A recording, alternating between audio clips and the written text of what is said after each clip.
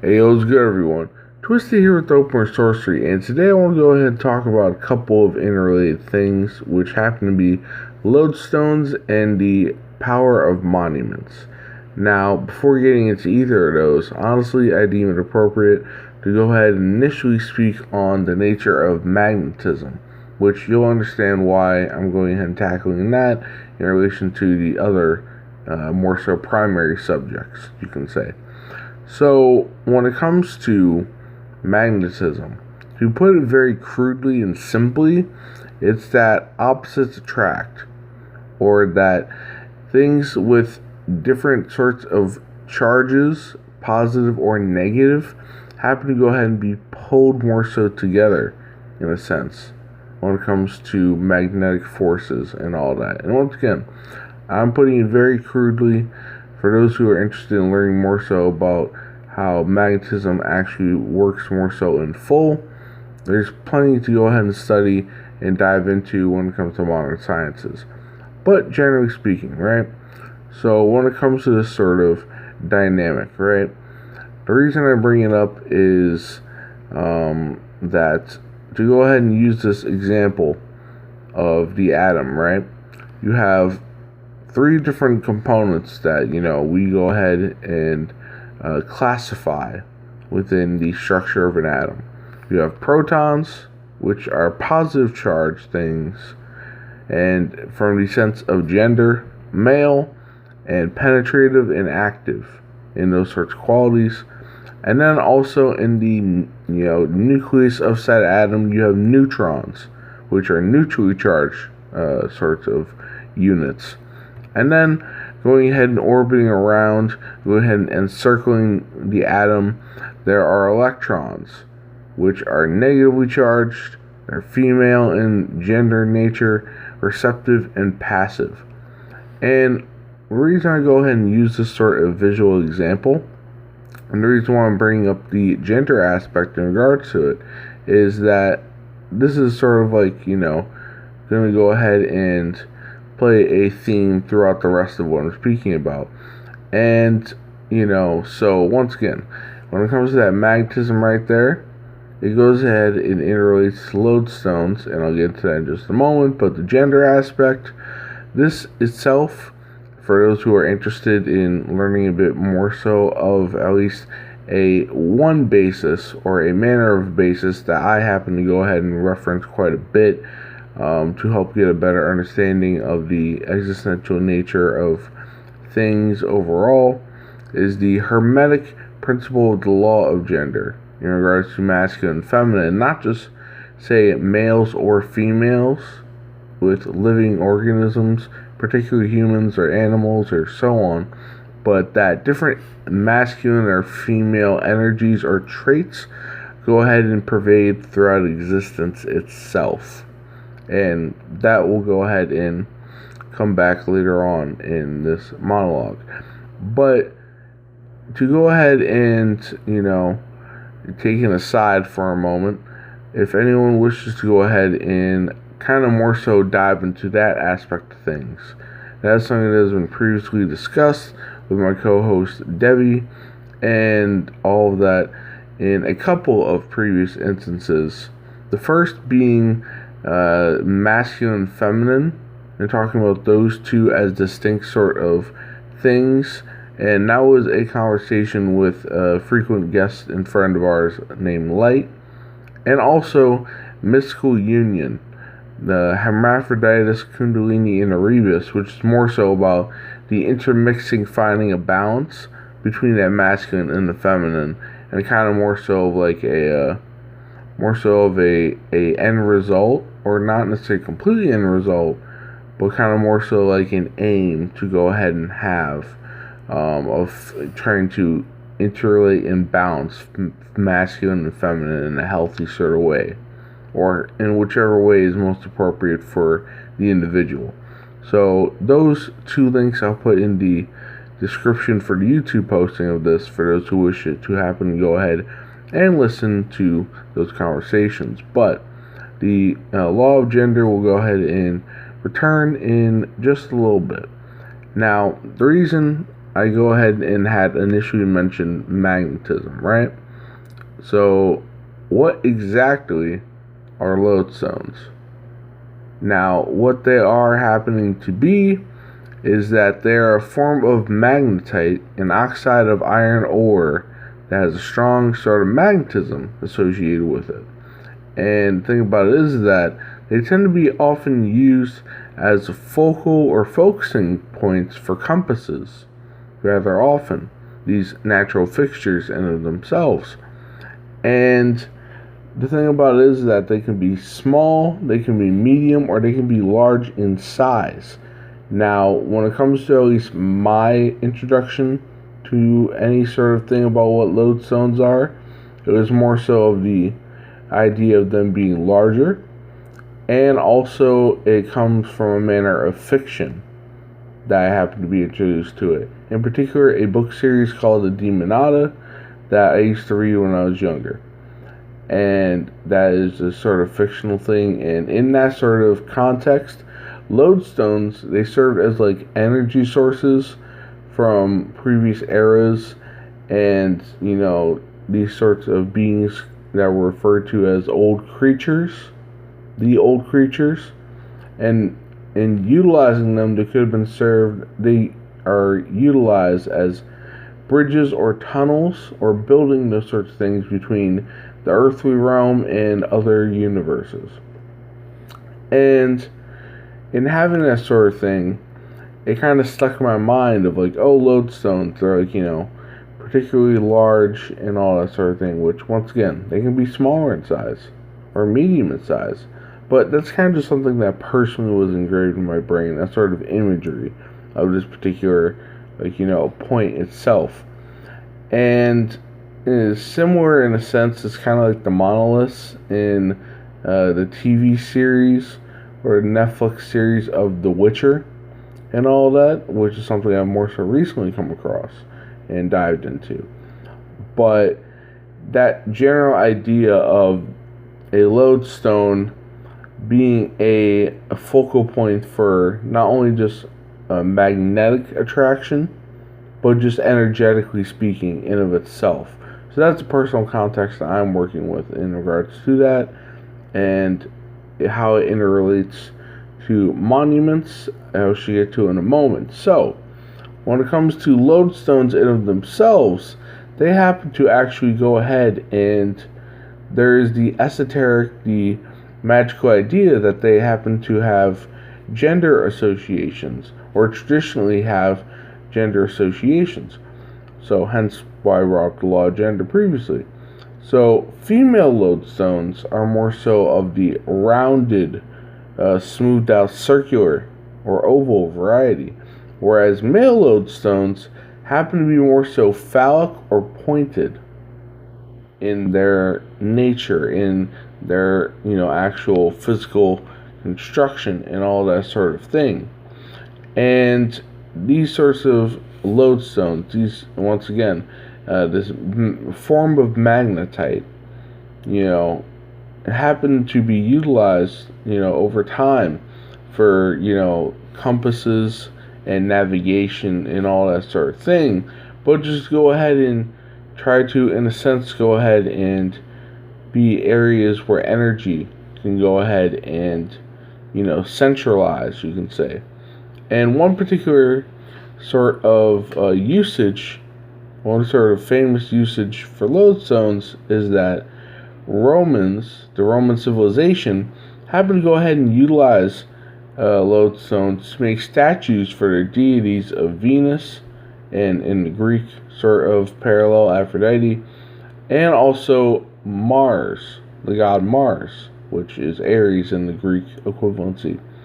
So, in regards to that, right, funny enough, that happens to be another example of the polarity of gender at work, in that both Venus and Mars are very much distinctly associated with, in the case of Venus, femininity, and Mars with masculinity, and all that sort of thing. So, going ahead and having just briefly touched on lodestones and these sorts of,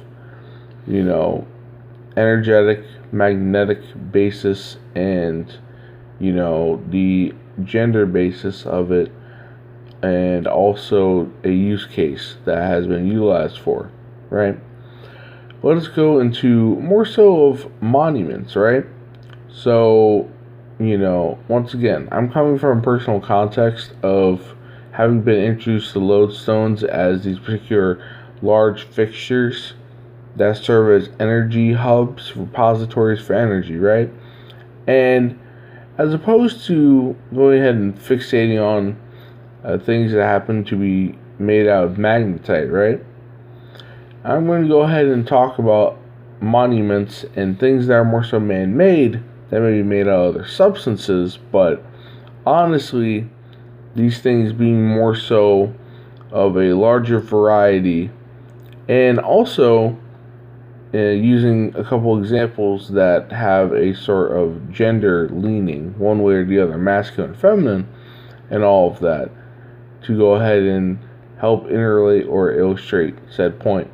So, when it comes to a couple things that, come to mind, like monuments, what monuments are there?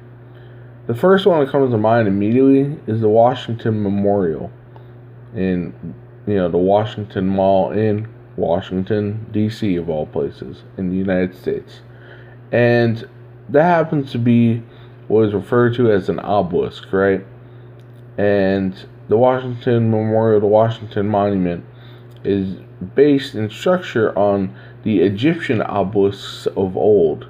Now, obviously, if you are listening to this, there's a good chance you've gone ahead and seen what the Washington Monument looks like, or know what an obelisk looks like. But if you don't necessarily know, pretty much it is a tall tower with a point on top of it. And obelisks are masculine phallic symbols. So there goes that term phallic once again. And for those who are unaware of exactly what phallic means, it pretty much means it resembles what a male genitalia, what a penis looks like. And pretty much that being indicative of, once again, that masculine energy, that embodiment of it, and so on and so forth. And it happens to, funny enough, be standing at 555 feet tall. And that in of itself is being a triplicity, and I believe that was likely something that was intentional by those who went ahead and created, which, by my comprehension, happened to be Freemasons, and of course that fraternity and understanding has esoteric understanding and knowledge of things. But I leave it unto you in terms of diving into more so the Washington Monument, associations with Freemasonry, to go ahead and try to put the dots together to see whether you think that the 555 feet tall thing was intentional. But nevertheless, it's not necessarily something that is made out of magnetite in regards to lodestones, but as a monument, it was made out of marble and all of that. And different sorts of stones, different sorts of crystals or ores or anything like that all have their inherent sort of qualities from a metaphysical perspective, but I'm not going to necessarily dive into that at the present moment or anything like that, or try to go ahead and say, oh, what could marble potentially go ahead and do? But I do have this notion that a monument, a man-made sort of structure, can in of itself serve as a focal point, a sort of like a location, a focal point to draw in energy, with the fact that it's a specialized place that we give our attention, our time, and we go visit, and all that sort of thing, for whatever sort of purpose. In this case, to go ahead and be of remembrance to the initial president of the United States, George Washington, and the sort of history surrounding that time, and in commemoration of that. And with many people visiting that site, as well as many others in Washington, D.C., when touring or just going ahead and visiting, but in any case, that is going ahead and contributing power to that site, to that location, to that particular monument in of itself, and all that. So we are, in a sense, charging it. And even if it's not necessarily in the case of lodestones, going ahead and having that inherent sort of magnetism, right? It is us going ahead and adding a manner of magnetism to it by our intention, by our own input, and all that sort of thing. Can you go ahead and see exactly what I'm getting across here, picking up what I'm putting down? Hopefully, those listening are, but nevertheless, right? So I went ahead and gave the Washington Memorial, the Washington Monument as an example for a masculine monument. But in terms of a feminine leaning monument, this happens to be across the Atlantic Ocean, and what came to mind initially for me, and that is the stone circle at Stonehenge in the United Kingdom.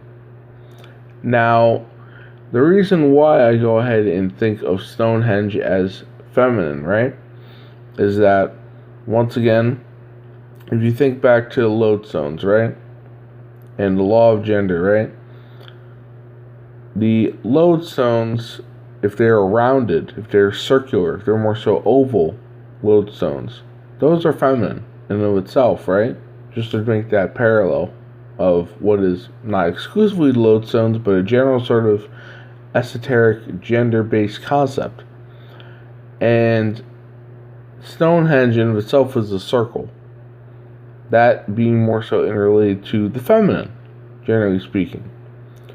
And not only is that sort of the case of, like, you know, likely different stone circles across the world that have been found on Earth by archaeologists and different sorts of individuals, but, you know, in this regard, it's funny enough that, at least when I was kind of more so taking a moment to kind of look at additional sort of things, to go ahead and talk about these couple of interrelated topics, I stumbled across an article from 2003 about Stonehenge being considered feminine, but as being more so from an individual going ahead and looking at it in not necessarily an esoteric lens, but more so of a sort of just like, oh, visually speaking, this is a feminine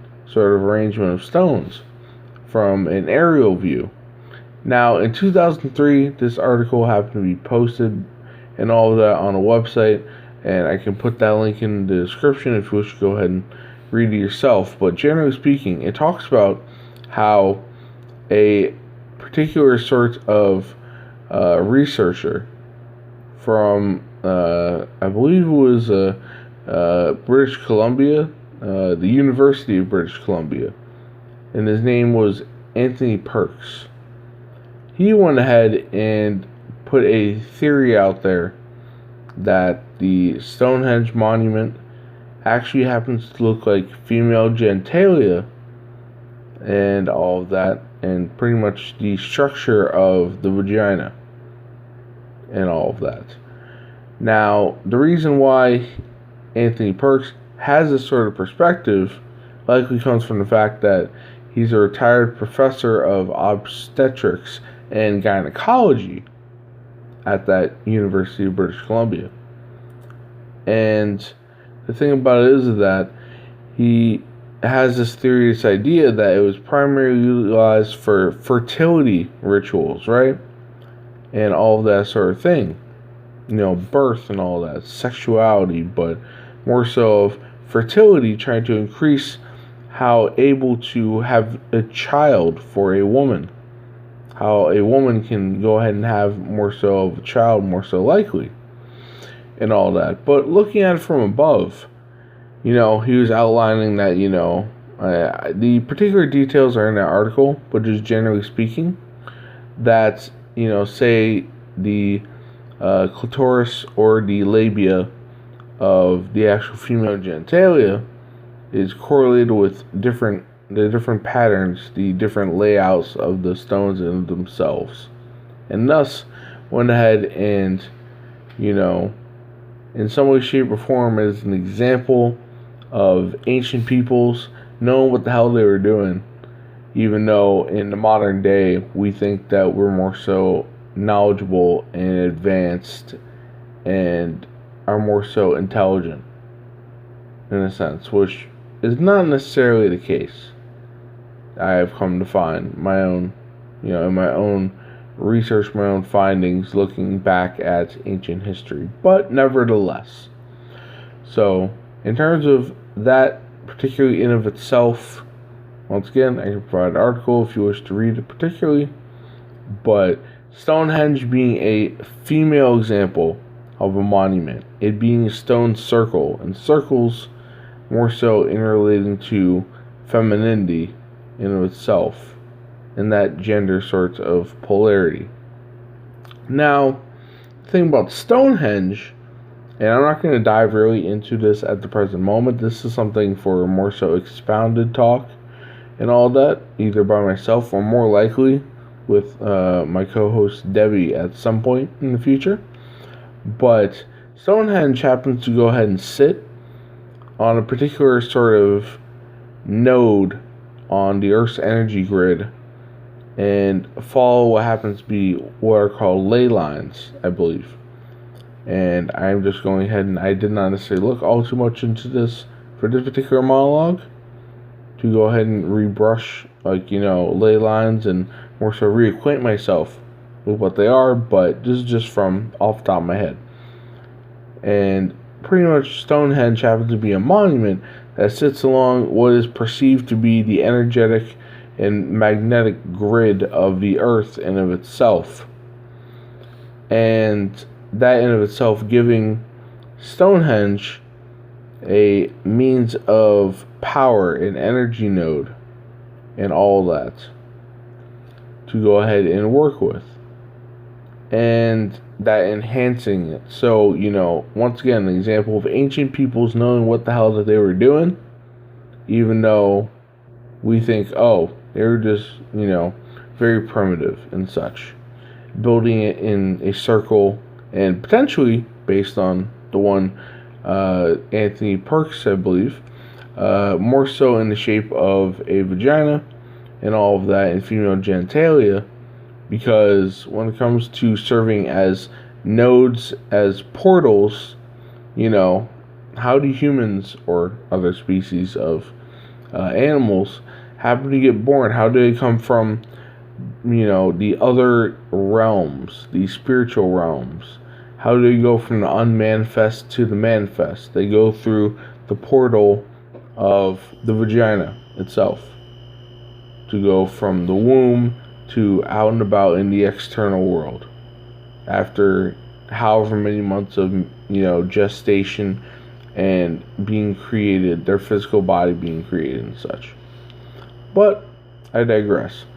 The only other thing that really came to mind to go ahead and just serve as an example within popular culture that you may already be aware of if you happen to be listening is that places of energy, places of power, whether they be monuments, and I believe on this particular property, if I recall correctly, there happens to be a location where there's more so intentionality in creating a monument or creating a space for energy to flow at, is at Skinwalker Ranch, if you ever heard of it.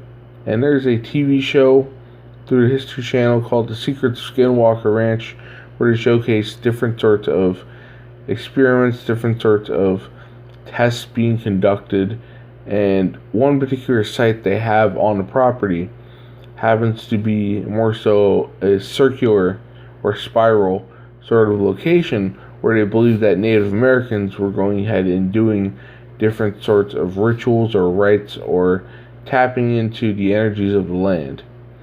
But if you are interested in that particular location, of course there is the TV show that I was just mentioned to go ahead and watch and dive into. But to go ahead and circle back, to go ahead and close it out and reiterate, Lodestones and the power of monuments, whether it be something that has a natural sort of magnetism or energy sort of fixture or anything like that, any sort of energetical charge. Whether you want to go with the idea of the law of gender from the Hermetic principles that has a positive or a negative charge, or a masculine or feminine charge, or anything like that. Or if it is something that is more so man-made, like the Washington Monument, that, or Stonehenge, that through intentionality, or just, you can say happenstance or coincidence or whatever you want to go ahead and say, happen to go ahead and more so be fixated potentially on energetic nodes or energetic reservoirs, right?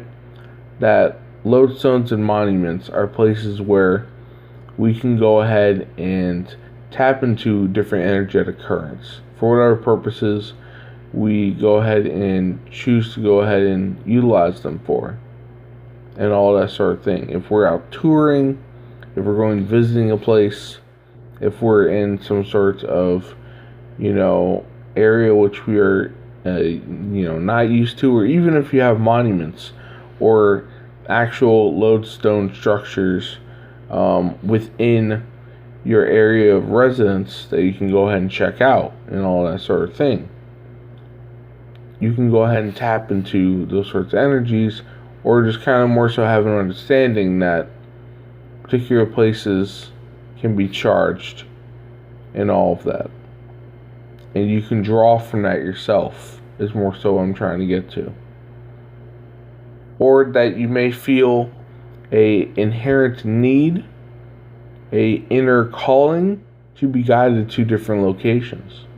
Once again, more so naturalistic in terms of the form or structure, or more so man-made, tongue-tied here, more so naturalistic or man-made in a sense. But I think I've gone ahead and had myself quite a bit of a monologue thus far, and I think if you've listened up to this point, you get the point. So, this has been Twisted with Open Sorcery, and stay frosty, Neguses. Peace.